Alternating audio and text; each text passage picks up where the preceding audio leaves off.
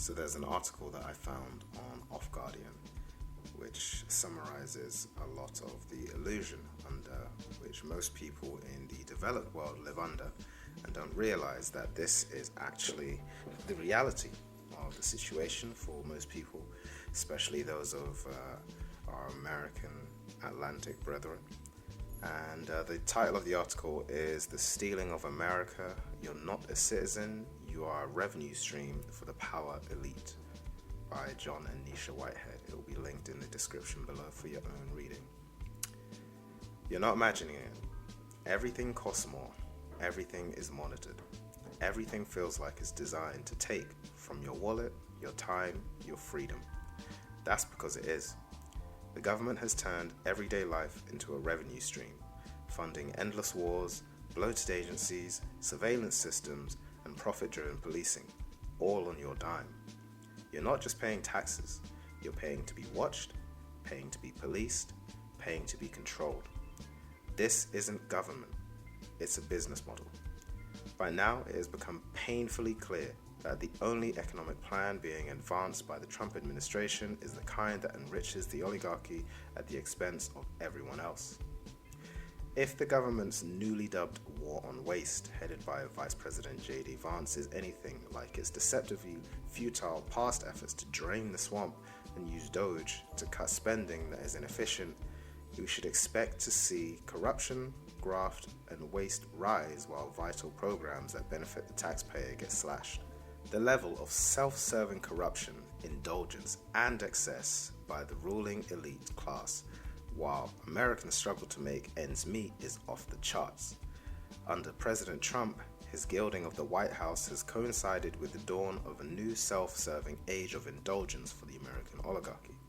As Debbie Millman writes for the New York Times, Trump is showing the world that his presidency is a royal court where a select few are invited to pledge their allegiance. Trump is refashioning the presidential residence into a palace. Our democracy is now a members-only club. This is Donald Trump's let them eat cake moment. Tens of millions in 1 year alone for the president's weekend golf trips, while government agencies are dismantled and tens of thousands of federal workers have their jobs slashed. According to the web tracker, Did Trump Golf Today? Trump has spent 23.5% of his presidency golfing at an estimated cost of $141 million to the taxpayer. An extra $200 billion in additional defense funding so Pete Hegseth can make a game out of war with Iran. More than $16 billion was spent in the first 12 days of Trump's war on Iran. That does not include the cost of gas, consumer goods, or the long-term cost of supporting those injured in the war. $1 billion to a French company to not develop 2 wind projects off the coast of North Carolina and New York. $14 billion in oil revenue to Iran to fund its war with the US. $22 million in 1 month on lobster and ribeye steak, so the Defense Department wouldn't have to risk losing some of their taxpayer-funded budget. $1.8 million for musical instruments, including a $98,329 Steinway & Sons grand piano for the Air Force Chief of Staff's home, a $26,000 violin, and a $21,000 custom handmade flute from the luxury Japanese brand Muramatsu. $400 million for a 90,000 square foot ballroom to which most taxpayers will never be invited. $75 to $150 million to turn a public golf course into a championship level golf course in the nation's capital. $100 million for a 250-foot Arc de Triomphe next to the Arlington National Cemetery. At least $60 million for a UFC event on the White House South Lawn to commemorate Donald Trump's 80th birthday. While members of Trump's inner circle dine on lobster and filet mignon, Robert F. Kennedy Jr. suggests that Americans struggling with the high cost of beef instead buy and eat cheap cuts like liver. Meanwhile, the rest of the country is left to absorb a higher cost of living driven by Trump's tariffs, inflation, and economic policies that punish the many to benefit the few. At every turn, The Trump administration's claims of slashing government spending have translated into even greater expense for the taxpayer with little to nothing to show for it. All of those Doge layoffs may have reduced the size of the federal workforce on paper, but in reality they have resulted in taxpayers footing the bill for unemployment benefits instead of salaries. Trump may have dropped oversight into police misconduct, effectively giving a green light to police violence. But taxpayers will still be forced to pay for every lawsuit and settlement that follows. In the eyes of Trump and his cohorts, you are not a citizen, you are a revenue stream, and the government is cashing in. Call it what you will. Taxes, penalties, fees, fines, regulations, tariffs, tickets, permits, surcharges, tolls, asset forfeitures, but the only word that truly describes the constant bilking of the American taxpayer by the government and its corporate partners is this: theft. We're living in a topsy-turvy Sherwood forest where the government and its corporate allies aren't stealing from the rich to feed the poor. They're stealing from the poor, the middle class, and anyone not politically connected to further enrich the powerful. The result is as predictable as it is devastating.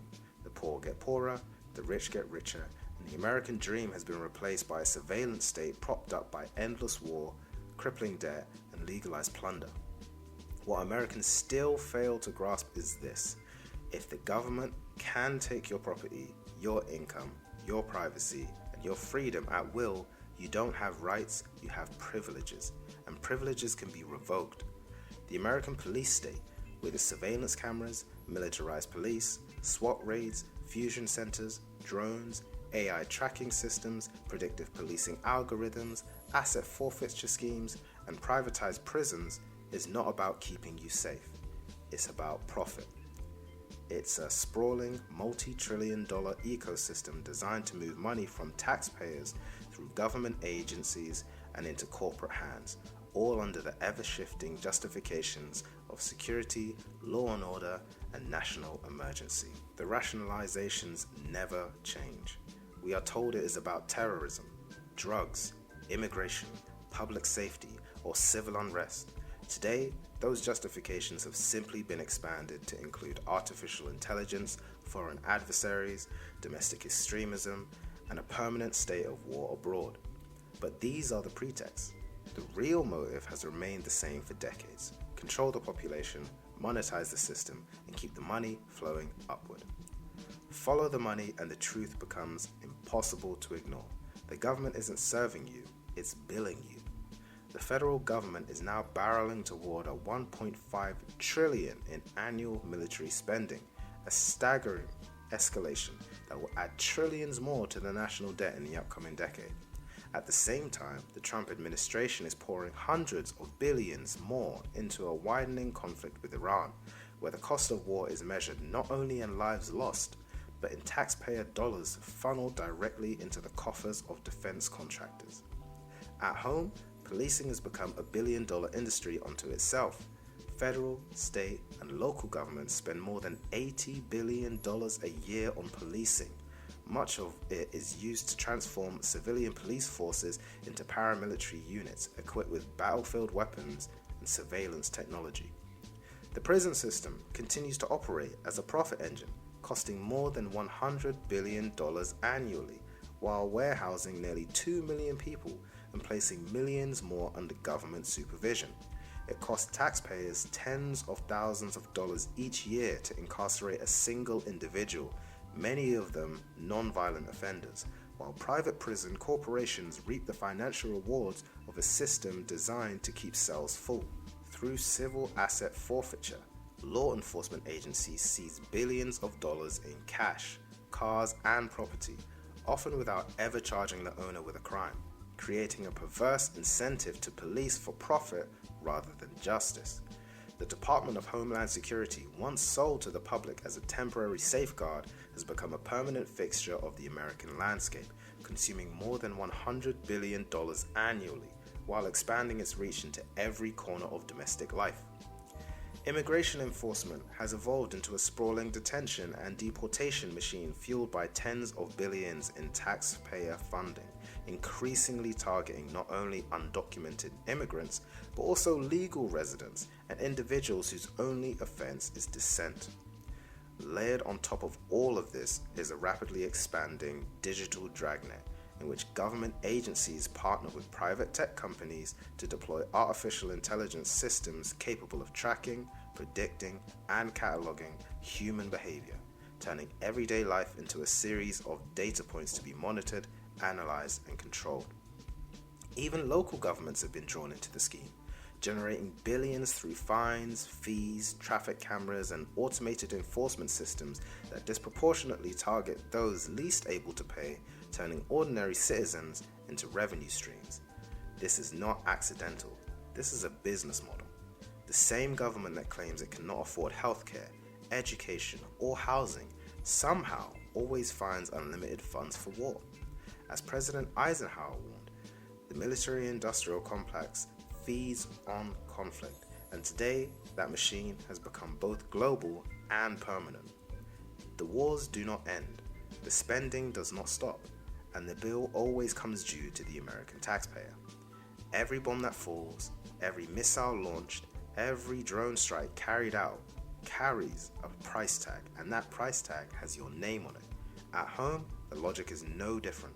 Policing has shifted away from protecting communities and toward managing populations, particularly those deemed inconvenient, undesirable, or expendable. SWAT raids are deployed for minor offenses. Predictive policing programs target individuals before any crime has been committed, and surveillance technologies are used to monitor activists, journalists, and political dissenters. Poverty itself has been criminalized, with people fined, ticketed, and jailed for low-level infractions, while homelessness is treated not as a social failure, but as a law enforcement opportunity. Even the nation's schools have been folded into this pipeline, where zero-tolerance policies and truancy enforcement funnel children into the criminal justice system at an early age. What passes for law enforcement today is increasingly indistinguishable from revenue enforcement. None of this happens in isolation. Corporate America is deeply embedded in every aspect of this system. Defense contractors profit from war, technology companies profit from surveillance, private prison corporations profit from incarceration, data brokers profit from harvesting and selling your personal information, financial institutions profit from the ever-expanding national debt. Even prison labor, paid pennies on the dollar, feeds directly into corporate supply chains, creating yet another incentive to keep the system running at full capacity. When government power and corporate profit become intertwined in this way, the Constitution becomes optional and profit becomes policy. In this new economy, you are no longer just a citizen. You are a revenue stream, a data point, a potential suspect, and a body to be managed. Whether through taxes, fines, surveillance, or forced labor, the system is designed to extract value from you at every stage of your life. And when you add it all up, the cost is not merely financial, it's constitutional. Every dollar poured into this machinery comes at the expense of your privacy, your property, your due process rights, your freedom of movement, and your freedom of speech.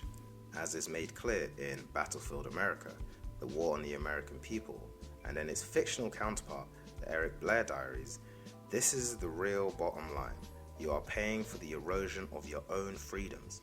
If this system continues unchecked, the future is already taking shape. A nation in which everything is monitored, everything is monetized, and nothing is truly free.